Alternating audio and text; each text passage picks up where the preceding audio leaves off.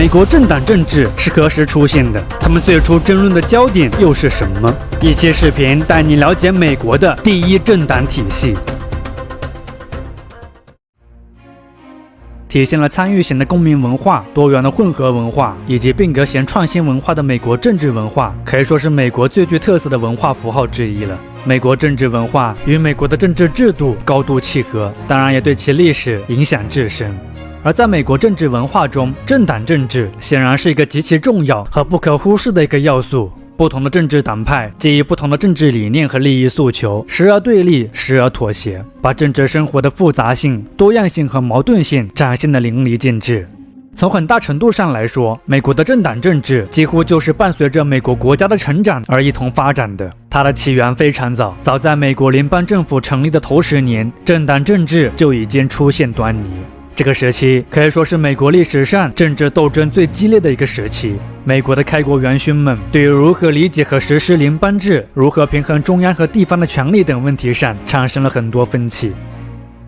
严峻的经济问题是新成立的联邦政府急需解决的一个重大问题。为此，作为首任联邦财政部长的亚历山大·汉密尔顿在1790年向国会提交了4份关于财政和经济政策的报告。在这些报告中，汉密尔顿阐述了美国国家的经济状况，并为此提出了相应的财政改革方案。汉密尔顿的财政改革方案充分彰显了他的精英论、工商主义和力图建立一个强有力的中央集权政府的政治主张。在关于公共信用的报告中，尤其是针对国债的问题，汉密尔顿认为新政府应承担现有国债，以恢复政府的公共信用。而美国当时的国债事实上都囤积在了富有的投机者手中。汉密尔顿当然知道这种情况，只是他坚信一个稳定有效的政府需要得到权贵阶层的支持，要与他们共享利益。汉密尔顿的国债偿还计划其实也并不是真的偿清债务，他旨在打造一个庞大且永久的国债，说白了就是不断的举新债还旧债。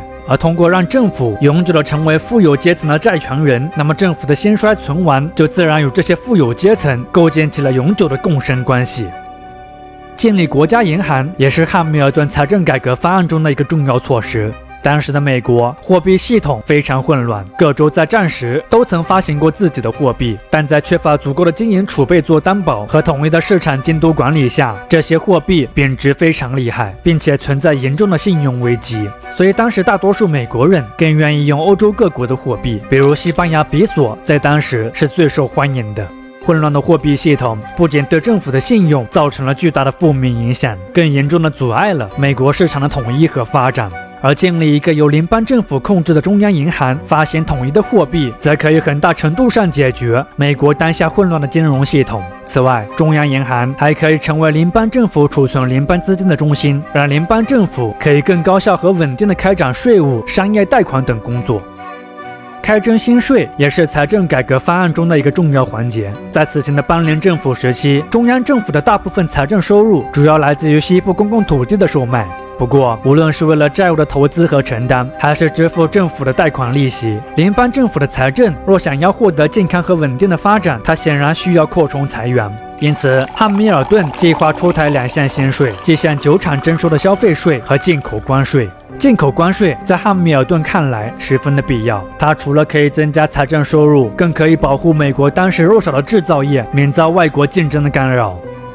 汉密尔顿的财政改革方案提出以后，他在国会得到了大部分人的支持，但并不是全部的。就比如集资偿还国债的问题，国会中的弗吉尼亚代表詹姆斯·麦迪逊就认为以等值票面去偿还国债，明显是在偏袒富有阶层，于是对此表示强烈反对。他认为应该根据债券的原始购买者和投机商之间做一个比例分配。不过，汉密尔顿一派坚持认为这个方案太不切实际了，并且认为政府要保持信誉，就应当对债券持有者负责，而不是自愿出售的原始债权人。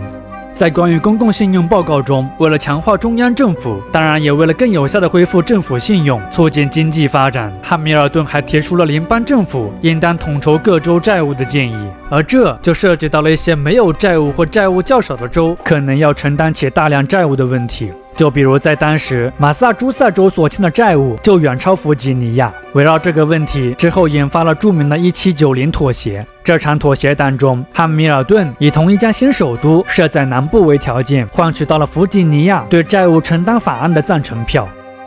有关银行的问题在之后也同样激起了巨大争论。不同于如今我们习以为常的存在，在18世纪的美国，银行对于很多人而言是非常生疏且怪异的。他们认为银行是资本剥削的把戏，它除了吃利息，对社会是没有贡献的，且把钱都放在一个地方，看起来也非常的不安全。所以在当时，很多人都反对建立中央银行，包括国务卿杰斐逊、副总统亚当斯等人，甚至是总统华盛顿对于建立中央银行的决议都有些摇摆不定。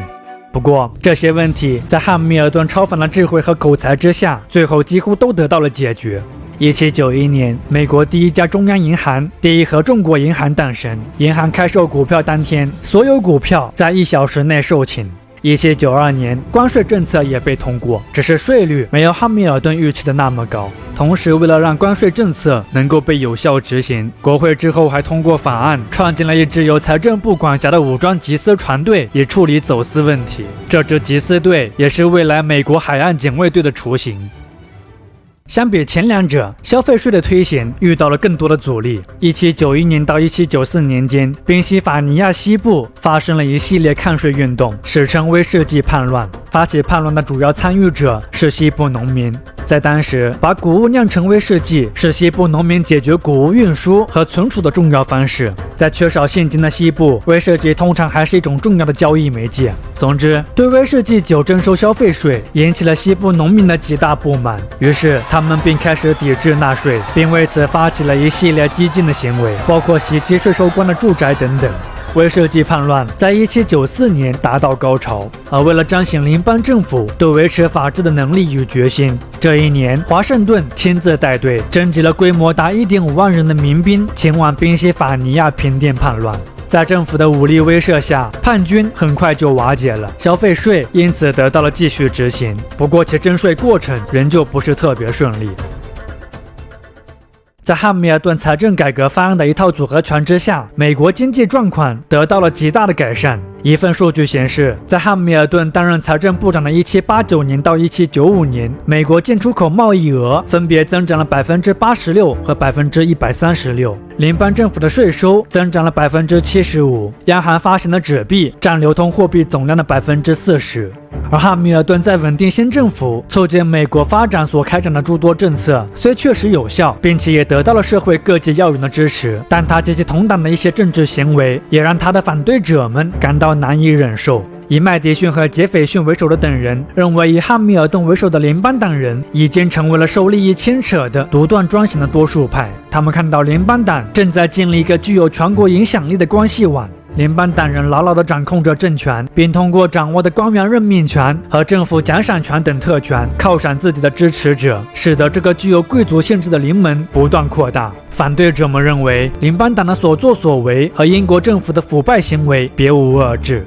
为了遏制联邦党正在建立的这种危险而独断的权力体制，他的反对者们于是也组建了自己的政治党派，这个党派之后被称为共和党。不同于主张建立中央集权政府、鼓励发展综合商业经济的联邦党，以国务卿托马斯·杰斐逊和国会议员詹姆斯·麦迪逊为首的共和党主张大地方、小中央。在经济上，他们则主张以农业经济为主。在支持者的地域分布上，两个政党也存有明显差异。联邦党人及其支持者都分布在东南部商业中心和南部海港城市，而共和党人则大多分布在南部和西部的乡村地区。总之，联邦党与共和党是在政治理念和意识形态都有着巨大差异的两个政党，而两者之间的这种竞争通常也被称之为第一政党体系或是最初党系。事实上，在美国宪法中，政党的问题是没有涉及的，这并非是开国元勋们的疏忽，只是以华盛顿为代表的制宪者认为有组织的党派是十分危险的，因此要极力避免。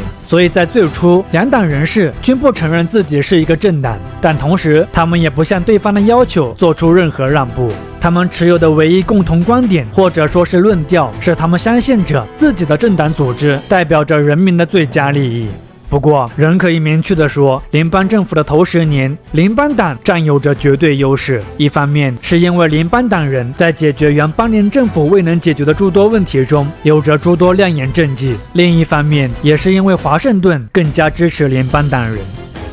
而也是在美国内部不断发生着剧烈变化之际，国际上也是风云动荡。法国大革命的爆发催生出了一个共和制的法兰西第一共和国，它对原有秩序掀起的巨大颠覆，引发了欧洲君主们的巨大恐慌和敌意。于是，一场为剿灭这个共和国的战争爆发了。而当欧洲局势面临巨变，美国又会因此受到怎样的影响呢？